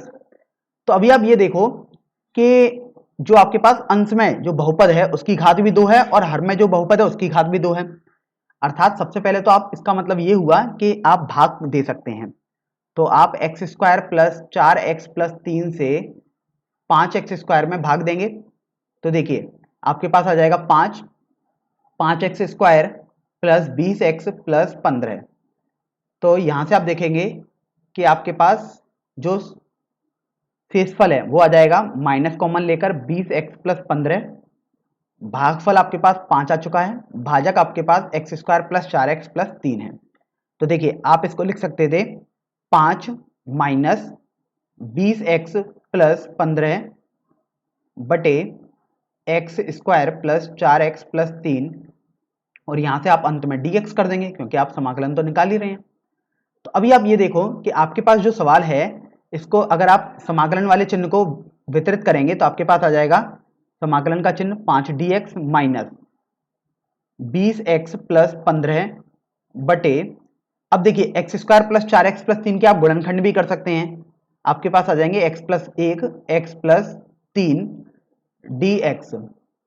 तो देखिए अगर आपने इसको i बोला है तो ये आपके पास i चल रहा है, i बराबर, इसको आप तो बहुत आसानी से हल कर सकते हैं, ये तो आपके पास 5x आ जाएगा माइनस, अब देखिए अगर आप इसमें से 5 को कॉमन ले लें तो आपके पास आ जाएगा समाकलन का चिन्ह 4x प्लस 3 बटे x plus 1 x plus 3 dx। तो अब आप देखो कि आप चाहें इसको आंशिक भिन्नों में भी बदल सकते थे, या आप इसको L बराबर क्यूब वाली फॉर्म में करके भी लिख सकते थे। तो देखिए अब हम इसको आंशिक भिन्न में बदल लेते हैं। तो अगर आप इसको I1 बोल देते हैं इस वाले भाग को, तो आपको ये समझ में आ गया कि जो आपके पास I होगा वो 5x माइनस 5I1 आएगा। अर्थात अब आपको I1 का मान निकालने के लिए जरूरत होगी। तो देखिए सबसे पहले तो I1 के लिए आपको ये देखना होगा कि जो 4x प्लस 3 बटे x प्लस 1 और अगले कोष्टक में x प्लस 3 आया है उसको आप आंशिक भिन्नों में चेंज करेंगे। तो देखिए a बटे x प्लस 1 प्लस b बटे x प्लस 3। तो अभी आप ये देखो कि जब लासापा लोगे तो 4x प्लस 3 बराबर दाएं पक्ष में आ जाएगा a गुणा x प्लस 3 प्लस b गुणा x प्लस 1। तो यहां से देखो जब आप x का मान -3 लगाओगे तो बाएं पक्ष में आपके पास देखिए -12 प्लस 3 अर्थात -9 आ जाएगा, ये आपके पास देखिए 0 आ जाएगा x का मान 3 लगाने -3 लगाने पर, और यहाँ पर आपके पास -2 भी आ जाएगा। तो b का मान आपको तुरंत 9/2 मिल गया। चलिए अब बात करते हैं कि a का मान भी हम निकालेंगे। तो a का मान निकालने के लिए आपको इसको 0 बनाना पड़ेगा। तो देखिए आपने x का मान -1 रखा, तो आप देखिए आपके पास आ जाएगा -4 + 3 अर्थात -1 बराबर a गुणा 2 आ जाएगा, और यहाँ से 0 आ जाएगा। तो a का मान आपके पास -1/2 आ जाएगा। तो इसका मतलब ये हुआ कि आप 4x + 3 बटे x + 1 गुणा x + 3 को लिख सकते हैं -1/2 x + 1 प्लस 9/2 x + 3। तो देखिए आपने ये तो लिख दिया आंशिक भिन्नों की सहायता से। अब I1 जो था वो तो आपके पास इसी का समाकलन था, तो अर्थात यहां पर भी आपने समाकलन का चिन्ह बना दिया और dx लिख दिया।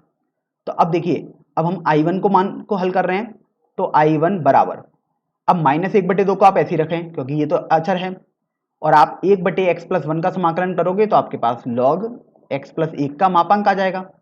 इसी तरीके से 9/2 को आप ऐसे ही रखेंगे क्योंकि एक अचर है, ये तो हमेशा जैसा का तैसा ही रहेगा, और आप 1/x + 3 का समाकलन करेंगे तो आपके पास log में x + 3 का मापांक आ जाएगा। तो देखिए I1 आपने बहुत आसानी से ज्ञात भी कर लिया। तो आपके पास ये था, अगर मैंने इसको समीकरण संख्या 1 बोला तो I बराबर 5x - 5I1 था आपके पास। तो समीकरण संख्या 1 से हम लिख सकते हैं I बराबर 5x - 5I1। तो यहां से देखिए अब आप I1 का मान लगा देंगे इस समीकरण में, समीकरण संख्या 1 में। तो I बराबर 5x, अब ये देखिए प्लस 5/2 लॉग में x + 1 का मापांक माइनस 45/2 लॉग में x + 3 का मापांक। अर्थात अभी आपने इस पूरे फलन का समाकलन तो कर लिया जो कि आपके पास ये दिया हुआ था 5x² बटे x² + 4x + 3। अब आप देखिए आपको तो लिमिट भी लगानी थी 2 से, मतलब 1 से लेकर 2 तक। तो देखिए अब आपको जो प्रश्न हल करना है उसका यदि आप आंसर लिखेंगे तो आपके पास जो क्वेश्चन था वो था 5x² बटे x² + 4x + 3 dx, और लोअर लिमिट 1 थी, अपर लिमिट आपके पास 2 थी। तो देखिए आपने इसका मान तो निकाल लिया भाई, जो यहाँ पर समाकलन करना है 5x + 5/2 लॉग x + 1 का मापांक माइनस 45/2 लॉग x + 3 का मापांक। अब आप लिमिट लगाने के लिए इसको कोष्टक में बंद करके लोअर लिमिट 1 और अपर लिमिट 2 लगा देंगे यहाँ से। तो देखिए अब आप x की जगह 2 लगाएंगे क्योंकि सबसे पहले तो अपर लिमिट लगाई जाती है। चलिए तो जब 2 लगाएंगे तो ये 10 आ जाएगा, प्लस 5/2 x का मान 2 लगाने पर ये log 3 आ जाएगा, माइनस 45/2, और देखिए 2 लगाने पर ये log 5 आ जाएगा। अब आप माइनस का चिन्ह लगाते हैं और फिर आप लोअर लिमिट लगाते हैं, अर्थात अब आप x की जगह 1 लगा देंगे। तो देखिए 5x मतलब 5 आ गया, प्लस 5/2 log 2 आ गया, माइनस 45/2 log 5 आपके पास आ जाएगा। तो यहाँ से आपने लिमिट तो लगा दी, अब बस हमें केवल इस प्रश्न को सरल करना रह गया है। तो आप देखिए ये 10 है यहाँ पर और यहाँ पर माइनस का 5 है, तो हल करने पर ये आपके पास 5 आ जाएगा। अब आप देखिए कि यहाँ पर आपके पास 5/2 log 3 है, तो आपने प्लस 5/2 log 3, इस तरीके से देखिए 5/2 तो यहाँ पर भी है लेकिन ये माइनस है, तो यहाँ पर माइनस log 2 आ जाएगा। अब आप देखो कि यहाँ पर -45/2 log 5 है, और जब आप इसको हल करेंगे तो देखिए माइनस और माइनस तो आपके पास प्लस हो गया, 45/2 log 5। तो अभी आप देखो कि ये माइनस का 45/2 log 5 है और यहाँ प्लस का 45/2 log 5 है। तो देखिए आपके पास आ जाएगा, अच्छा यहाँ पर अगर आप x का मान 1 लगाएंगे तो यहाँ पर 4 आएगा, इसको आप ध्यान रखें। तो अभी ये कैंसिल नहीं होंगे, अभी ये आपके पास कैंसिल नहीं होंगे, आपके पास बचेगा -45/2 log 5 प्लस 45/2 log 4। तो यहाँ से 5 प्लस 5/2, अब यहाँ से आप देखो कि आपके पास आ गया log 3/2। अब यहाँ से आप -45/2 को कॉमन ले लेंगे तो log 5 माइनस log 4 हो जाएगा। तो यहाँ पर भी आप log का गुणधर्म लगा सकते हैं। तो log m minus log n आपके पास log m/n होता है। तो आपके पास अगली पंक्ति में आ जाएगा 5 + 5/2 log 3/2 माइनस 45/2 log 5/4। तो देखिए अगर आप 5/2 को कॉमन ले लो यहाँ से, अगर आपने 5/2 को कॉमन लिया तो आपके पास आ जाएगा log 3/2 माइनस 9 log 5/4।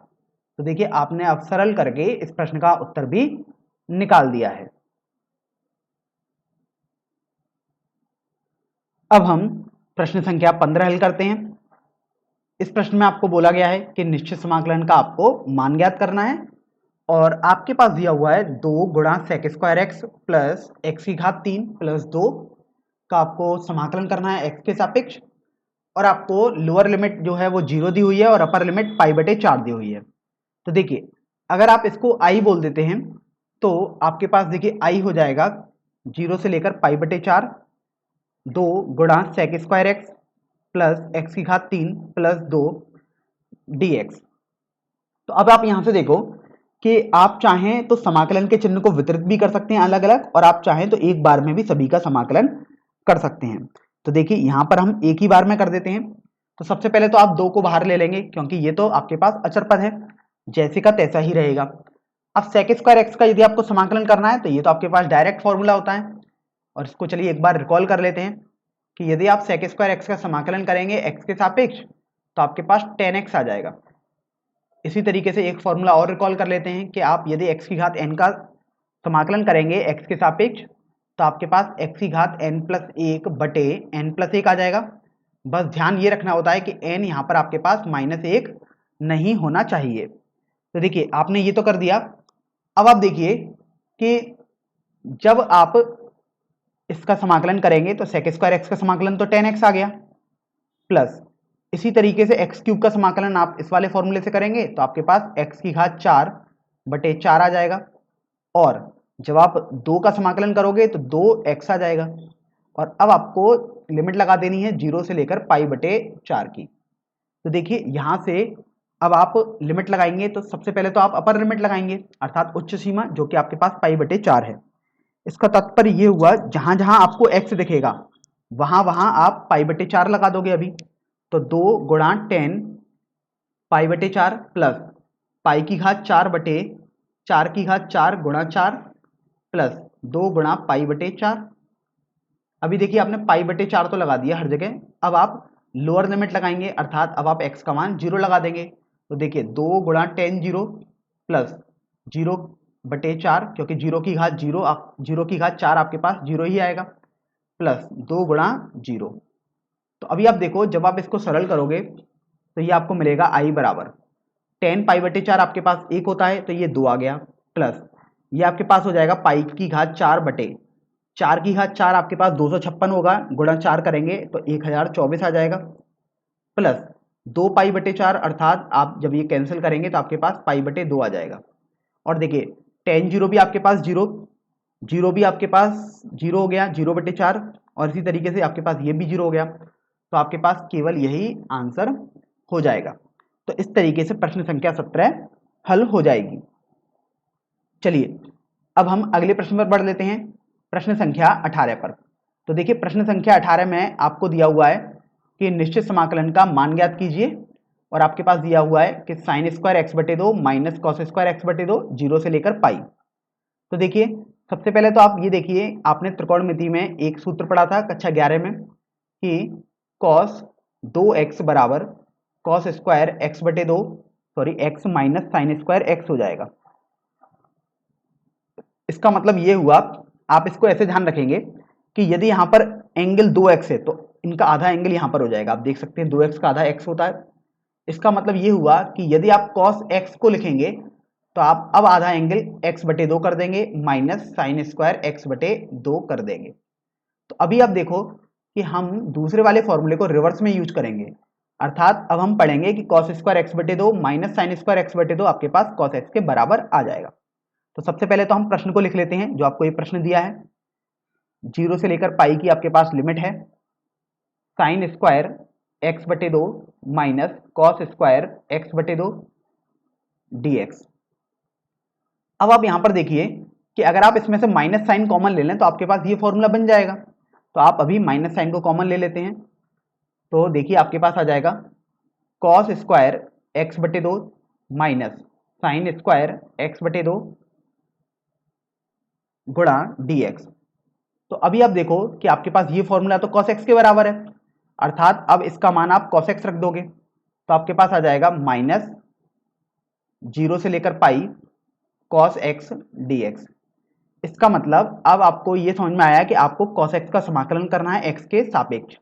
तो देखिए आपके पास हो जाएगा i बराबर माइनस cos x का समाकलन आपके पास sin x आता है। तो आप अब 0 से पाई की लिमिट लिख देंगे। तो जब आप इसको ओपन करेंगे तो देखिए सबसे पहले तो अपर लिमिट अर्थात साइन पाई माइनस, अब आप लोअर लिमिट लगाओगे अर्थात साइन 0। तो देखिए साइन पाई भी आपके पास 0 आता है और साइन 0 भी आपके पास 0 आता है, तो इसको हल करने पर आपके पास 0 ही मिल जाएगा।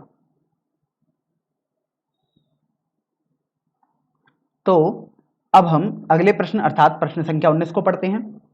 यहां पर आपको दिया हुआ है कि निश्चित समाकलन का मान ज्ञात कीजिए और आपके पास फलन दिया हुआ है 6x प्लस 3 बटे एक्स स्क्वायर प्लस 4 dx और 0 से 2 आपके पास समाकलन की सीमाएं दी हुई हैं। तो देखिए आपके पास ये L बटे Q वाली फॉर्म दिखाई दे रही है, L अर्थात रैखिक बहुपद और Q अर्थात द्विघात बहुपद। तो आप देख भी सकते हैं 6x प्लस 3 तो आपके पास एक रैखिक बहुपद है और एक्स स्क्वायर प्लस 4 आपके पास एक द्विघात बहुपद है। तो आपने सीखा था कि आप लिखेंगे L बराबर a D Y D X of Q plus b। तो अब आप यहां से a और b का मान निकालते थे, तो चलिए सबसे पहले हम इस प्रश्न को हल कर लेते हैं। तो आपके पास L है 6x प्लस 3 a, Q का अवकलन करना है आपको x के सापेक्ष अर्थात एक्स स्क्वायर प्लस 4 का अवकलन करना है। तो आपके पास 2x आ गया और प्लस b आ गया। तो देखिए जब आप इसको सॉल्व करेंगे अर्थात आपको तो a और b के मान चाहिए, तो जब आप x के गुणांकों को तुलना करेंगे तो 6 बराबर आपके पास देखिए 2a आ जाएगा। तो यहां से आपको मिला कि a का मान 3 आ गया आपके पास। और अब आप अचर पदों की तुलना करेंगे तो आपके पास देखिए 3 बराबर b आ जाएगा। अतः आपके पास b का मान भी आ चुका है जो कि 3 ही आया है। इसका मतलब ये हुआ कि आप 6x प्लस 3 को लिख सकते हैं 3 गुणा 2x प्लस 3 के बराबर। तो अभी आपको इसको ध्यान रखना है। तो सबसे पहले तो आप केवल इसको हल करें जी, यहाँ पर लिमिट को अभी भूल जाएं, लिमिट को हम सबसे अंत में लगाएंगे 6x प्लस 3 बटे एक्स स्क्वायर प्लस 4 dx को। तो देखिए इसको आप लिखेंगे समाकलन का चिन्ह। अब आप 6x प्लस 3 को देखिए ये वाली फॉर्म में लिख सकते हैं 3 गुणा 2x प्लस 3। तो देखिए एक्स स्क्वायर प्लस 4 आपके पास हो गया dx हो गया। अभी आप देखिए समाकलन के चिन्ह को वितरित भी कर सकते हैं अलग अलग। तो आपके पास आ जाएगा 3 2x बटे x square plus 4 dx plus 3 1 बटे एक्स स्क्वायर प्लस 4 dx। तो अभी आप देखो कि जब आप इस वाले को सॉल्व कर रहे हैं, देखिए मैं इसको I1 बोल देता हूं और इसको मैं I2 बोल देता हूं, अर्थात ये जो समाकलन है इतना वो आपके पास I1 हो गया और ये आपके पास I2 हो गया। तो अगर मैं बोलूं कि ये सब I के बराबर था, ये भी I हो जाएगा, तो यहाँ से ये भी आपके पास I ही हो जाएगा। तो यहाँ से आपको मिला कि I बराबर आपके पास 3I1 प्लस 3I2 हो जाएगा। इसको आप समीकरण संख्या 1 बोल देते हैं। अब आप देखिए अब आपको तो I1 और I2 के मान निकालने पड़ेंगे अलग अलग। तो चलिए सबसे पहले हम I1 का मान निकालते हैं। I1 है आपके पास 2x बटे एक्स स्क्वायर प्लस 4 dx। तो अभी आप एक्स स्क्वायर प्लस 4 को t मान लीजिएगा। तो देखिए आपके पास 2x dx बराबर dt आ जाएगा। तो यहाँ से आपको देखिए समझ में आया कि 2x भी दिखाई दिया और dx भी दिखाई दिया, तो आप इसकी जगह तुरंत dt रख देंगे बटे एक्स स्क्वायर प्लस 4 को आप t रख देंगे। तो देखिए I1 आपके पास आ जाएगा log t का मापांक। अब लेकिन आपको t के पदों में तो नहीं चाहिए, आपको तो सब कुछ x के पदों में चाहिए। तो आप लिखेंगे I1 बराबर log t का मान अब आप एक्स स्क्वायर प्लस 4 लगा देंगे। तो एक्स स्क्वायर प्लस 4 का मापांक आपने लिख दिया। तो इस तरीके से आप देखिए आपके पास I1 का मान तो बहुत आसानी से आ गया। अब हम बात कर लेते हैं I2 के मान की। तो देखिए I2 का मान निकालते हैं अभी हम। तो जब आप I2 का मान निकालते हैं तो सबसे पहले तो आप I2 लिख लीजिएगा। आपके पास I2 है 1/x² प्लस 4 dx। अब आप देखो, आपने एक फॉर्मूला पढ़ा है कि 1/x² प्लस a² का समाकलन यदि आप x के सापेक्ष करोगे तो आपके पास आ जाएगा 1/a tan इनवर्स x/a। तो देखिए सबसे पहले तो आप पता करेंगे क्या ये इस फॉर्म में है। तो देखिए I2 बराबर समाकलन का चिन्ह 1/x का होल स्क्वायर प्लस, अब इस 4 को भी तो आप होल स्क्वायर के पदों में ही लिखेंगे, अर्थात ये तो आपके पास 2 का होल स्क्वायर आ गया और ये dx आ गया। अब आप देखिए ये फॉर्म और ये फॉर्म आपके पास बिल्कुल सही बन चुकी है, तो अब आप इस फॉर्मूले का सहारा लेंगे तो आपके पास I2 आ जाएगा 1/a अर्थात 1/2 tan इनवर्स x/a अर्थात x/2। तो देखिए आपने I1 भी निकाल लिया और I2 भी निकाल लिया। अब आप देखिए समीकरण संख्या 1 से आपने देखा था कि समीकरण 1 में आपको दिया हुआ था कि I बराबर 3I1 प्लस 3I2। तो देखिए I बराबर आपके पास आ जाएगा 3 गुणा log x² plus 4 plus 3/2 tan inverse x/2। तो ये आपने केवल अभी तक समाकलन का मान निकाला है, अर्थात अभी आपने लिमिट नहीं निकाली है। तो आप देखिए आपके पास प्रश्न जो था वो आपके पास दिया हुआ था 6x प्लस 3/x² प्लस 4। तो देखिए 6x plus 3/x² plus 4 dx और लिमिट आपको दी हुई थी 0 से लेकर 2 की। तो आपको समाकलन करना था, तो आपने देखिए इसका समाकलन तो कर दिया जो कि आपके पास ये आया है I के बराबर। तो आप लिखेंगे 3 गुणा log x² plus 4 plus 3/2 tan inverse x/2। और अब आप इन पर लिमिट लगाएंगे अर्थात 0 से लेकर 2 लिख देंगे, क्योंकि 0 आपके पास लोअर लिमिट है और अपर लिमिट आपके पास 2 है। तो देखिए सबसे पहले तो आप अपर लिमिट लगाएंगे, इसका मतलब आप जहां जहां x होगा वहां 2 लगा दोगे, तो आपके पास आ जाएगा 3 लॉग x की जगह जब आप 2 लगाएंगे यहाँ पर तो ये 2 का स्क्वायर अर्थात 4 बन जाएगा और 4 और 4 आपके पास मिलकर 8 हो जाएगा प्लस 3/2।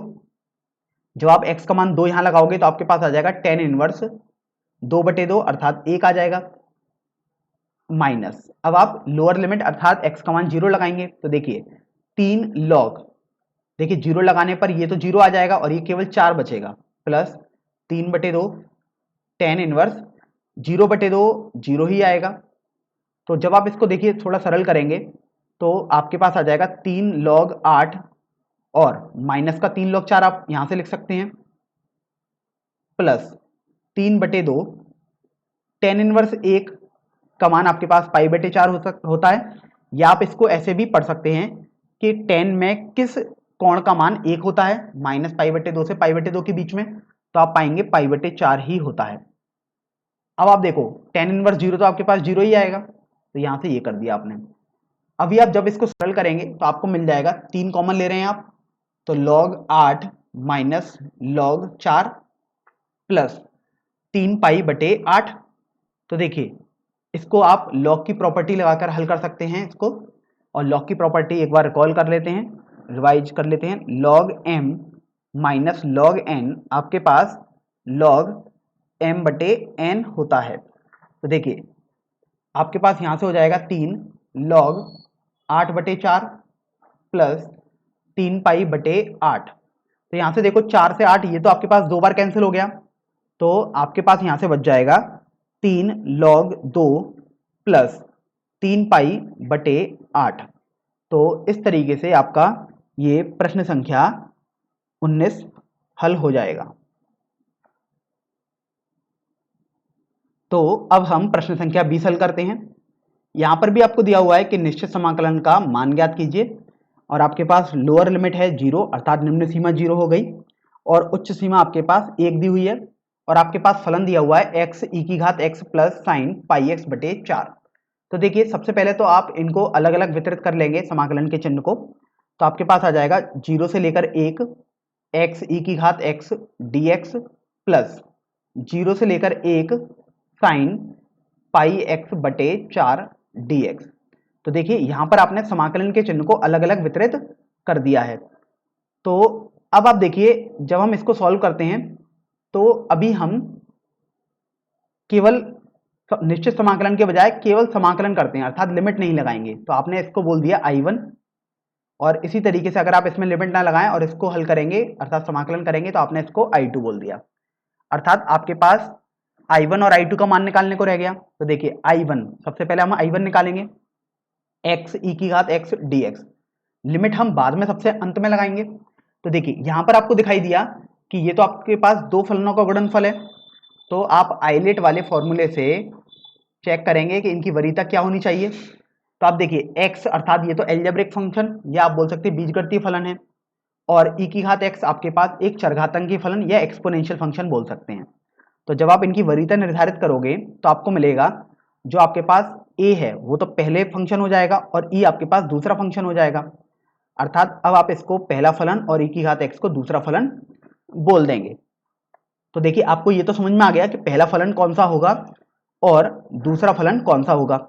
तो चलिए अब हम खंडशः समाकलन का यहाँ फॉर्मूला लगा देते हैं। तो I1 बराबर, अब आपके पास हो जाएगा फर्स्ट अर्थात x इंटू सेकेंड का समाकलन, अर्थात अब आपको e की घात x का समाकलन करना होगा, तो वो आपके पास e की घात x ही आएगा, माइनस पहले का अवकलन अर्थात अब आपको x का अवकलन करना पड़ेगा, तो वो आपके पास 1 आ गया, इंटू दूसरे का समाकलन, तो वो आपके पास e की घात x आ गया, और आप उसके बाद उसका भी समाकलन कर देते थे क्योंकि खंडशः समाकलन के फॉर्मूले में ही ऐसा होता था। तो देखिए I1 आपके पास आ जाएगा x गुणा e की घात x माइनस e की घात x, क्योंकि e की घात x का यदि आप समाकलन करेंगे x के सापेक्ष तो e की घात x ही आएगा। तो यहाँ से आपके पास I1 आ जाएगा, सरल करने पर e की घात x कॉमन ले लेंगे तो x माइनस 1 आपके पास आ गया। तो देखिए आपने I1 बहुत आसानी से निकाल लिया। अब हम इसी तरीके से I2 भी निकालते हैं। तो चलिए I2 देख लेते हैं एक बार क्या है। आपके पास है साइन पाई एक्स बटे 4 का समाकलन x के सापेक्ष। तो देखिए I2 आपके पास दिया गया है, लिमिट तो सबसे हम अंत में लगाएंगे, तो दिया हुआ है साइन पाई एक्स बटे 4 का समाकलन आपको x के सापेक्ष करना है। तो आप देखिए आपने ये फॉर्मूला तो पढ़ा है कि साइन x का समाकलन यदि आप करेंगे x के सापेक्ष तो माइनस का कॉस x आपके पास आ जाएगा।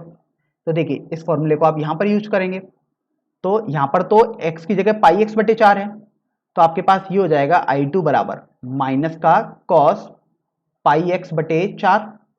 अब आप देखो कि x के संग जो गुणा है वो तो पाई बटे 4 का गुणा है, तो आप पाई बटे 4 से भाग भी कर देंगे। तो जब आप इसको सरल करेंगे तो आपके पास ये आ जाएगा माइनस का 4 बटे पाई, क्योंकि 4 तो अंश में चला जाएगा और पाई हर में ही रहेगा, और कॉस पाई एक्स बटे 4। तो देखिए आपने I1 और I2 के मान तो निकाल लिए बिना लिमिट लगाई। तो अब चूंकि आपको तो प्रश्न हल करना था, अर्थात प्रश्न हल करने के लिए आपको लिमिट भी लगानी थी 0 से 1। तो देखिए आपके पास हो जाएगा I बराबर I1 जो आपने निकाला है उसमें आप लिमिट लगा देंगे 0 से लेकर 1, और इसी तरीके से आप I2 में भी लिमिट लगा देंगे 0 से लेकर 1 की। और आप I1 और I2 तो निकाल चुके हैं। तो देखिए सबसे पहले तो हम I1 लिख देते हैं, वो आपके पास आया है e की घात x x माइनस 1, तो आप इसमें लिमिट लगाएंगे 0 से लेकर 1 की, प्लस अब आप I2 अर्थात जो आपके पास ये मान आया है इसमें भी आप लिमिट लगाएंगे 0 से लेकर 1 की। तो देखिए माइनस 4 बटे पाई कॉस पाई एक्स बटे 4, और आपने 0 से लेकर 1 की लिमिट यहाँ पर लगा दी। तो लिमिट लगाने के बाद अब आप इस लिमिट को सॉल्व भी करेंगे, अर्थात सबसे पहले तो आपने सीखा था कि आप अपर लिमिट लगाओगे, तो अपर लिमिट अर्थात उच्च सीमा 1 लगाओगे, पहले इस वाले फलन में लगा देते हैं। तो e की घात 1 1 माइनस 1, अब आपने उच्च सीमा लगा दी, तो अब आप माइनस लगा के निम्न सीमा लगाओगे अर्थात 0 लगाओगे x की जगह। तो देखिए e की घात 0 आ जाएगा ये, और ये 0 माइनस 1 आपके पास आ गया। इसी तरीके से आप देखो ये माइनस 4 बटे पाई तो आपके पास ये अचर राशि है, तो आप इसको तो तुरंत बाहर ले सकते हो क्योंकि इसका कोई रोल ही नहीं है, क्योंकि आपको जो भी मान रखने होते हैं वो तो x के रखने होते हैं, तो आप इसको तुरंत बाहर ले लीजिएगा, और आपके पास बचा केवल कॉस पाई एक्स लिमिट 0 से लेकर 1 की। तो अभी आप देखिए कि थोड़ा हल कर लेते हैं। तो i बराबर 1 माइनस 1 तो आपके पास 0 आ गया, तो 0 गुणा e की घात 1 आपके पास 0 आ गया, माइनस e की घात 0 आपके पास 1 होता है, और आपको वैसे भी ध्यान रखना है कि आपके पास किसी भी संख्या की घात अगर 0 दिखी है तो आप 1 लिख देंगे तुरंत। तो ये 1 और 0 माइनस 1 आपके पास माइनस 1 हो गया। -4/पाई। अब आप देखिए जब आप यहाँ पर लिमिट लगाएंगे तो आपको मिलेगा cos पाई माइनस cos 0। तो आप देखिए आपके पास आई हो जाएगा, ये आपके पास माइनस है और ये भी माइनस है, तो ये मिलकर +1 हो गया, -4/पाई। cos पाई का मान -1 होता है और cos 0 का मान 1 होता है। तो अभी आप देखो ये तो आपके पास -2 हो गया, -2 गुणा -4 यदि आप करेंगे तो आपके पास प्लस का 8/पाई हो जाएगा और इस आप 1 को भी लिख देंगे। तो इस तरीके से आपका जो प्रश्न था उसका उत्तर हो जाएगा 1 + 8/पाई, या आप बोल सकते हैं आपका उत्तर पाई + 8/पाई हो जाएगा।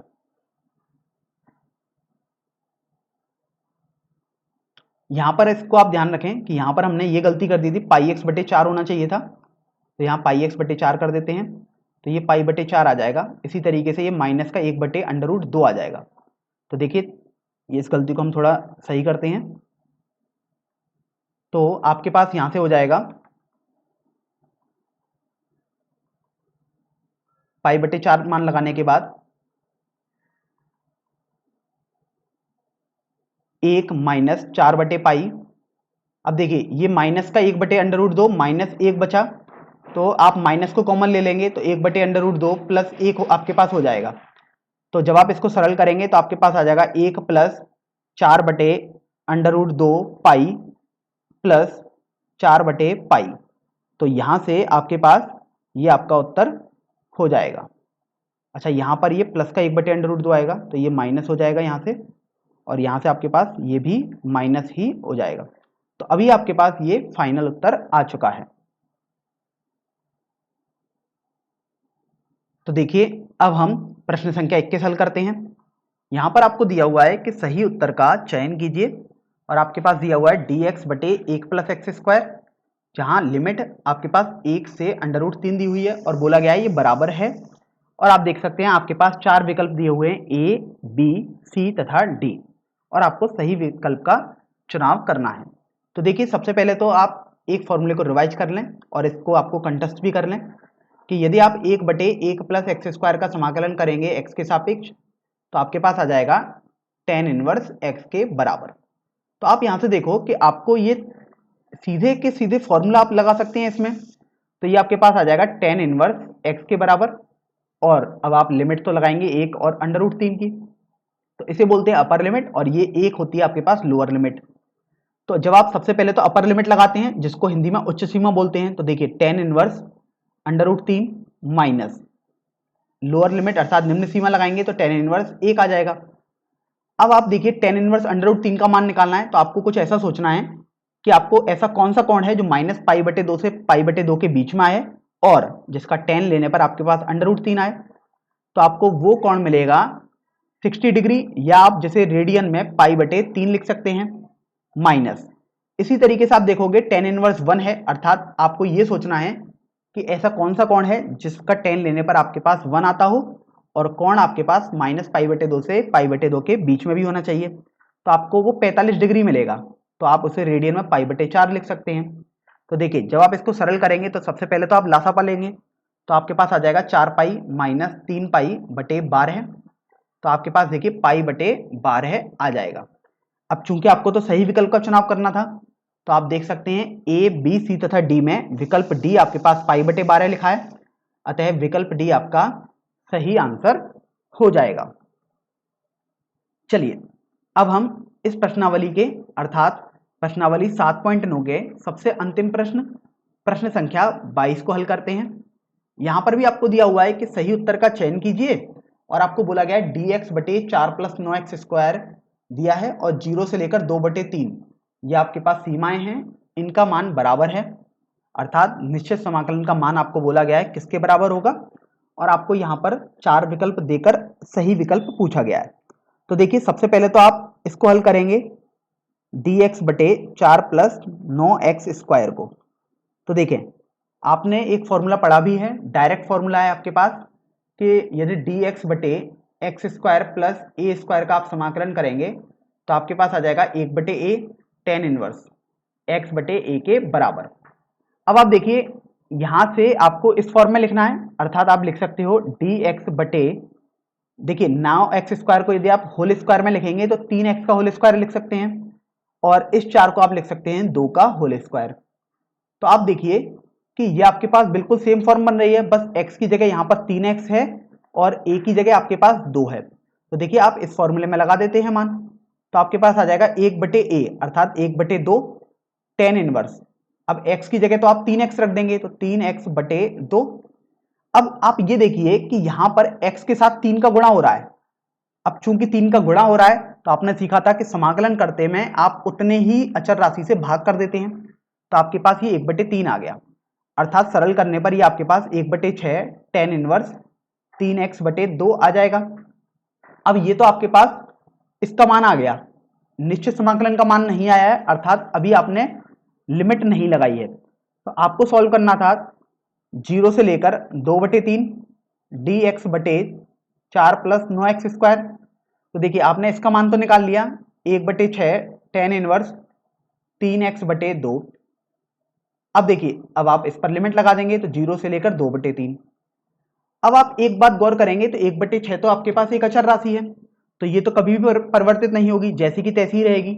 तो 1/6 आपने बाहर कर लिया और अब आप tan इनवर्स 3x/2 पर लिमिट लगाएंगे 0 से लेकर 2/3 की। तो आप देखिए सबसे पहले तो आप अपर लिमिट अर्थात उच्च सीमा लगाओगे तो आपको मिलेगा tan इनवर्स 3/2 गुणा 2/3 माइनस tan इनवर्स 3 गुणा 0 अर्थात 0/2। तो देखिए 3 से 3 कैंसिल हो गया, 2 से 2 आपके पास कैंसिल हो गया, तो आपके पास बेसिकली 1 बचा है यहाँ पर। तो आपके पास बचा है 1/6 tan inverse 1 minus tan inverse 0। तो आप देखिए tan इनवर्स 1 अर्थात इसका मतलब ये हुआ कि ऐसा कौन सा कोण है जिसका tan लेने पर आपके पास 1 आता हो, तो आपको मिलेगा वो 45 डिग्री होता है, लेकिन आपको तो रेडियन में लिखना होता है, तो 1/6 पाई/4 माइनस tan इनवर्स 0 आपके पास 0 आ जाएगा इसी प्रकार। तो यहाँ से हल करने पर आपके पास पाई/24 आपका उत्तर हो जाएगा। परंतु आपको तो सही विकल्प का मान ज्ञात करना था, तो आप देखिए कि हम अभी सभी ऑप्शन को देख लेते हैं एक बार। तो पाई/24 वाला ऑप्शन आपको विकल्प सी मिल रहा है, अतः विकल्प सी अपना सही उत्तर हो जाएगा।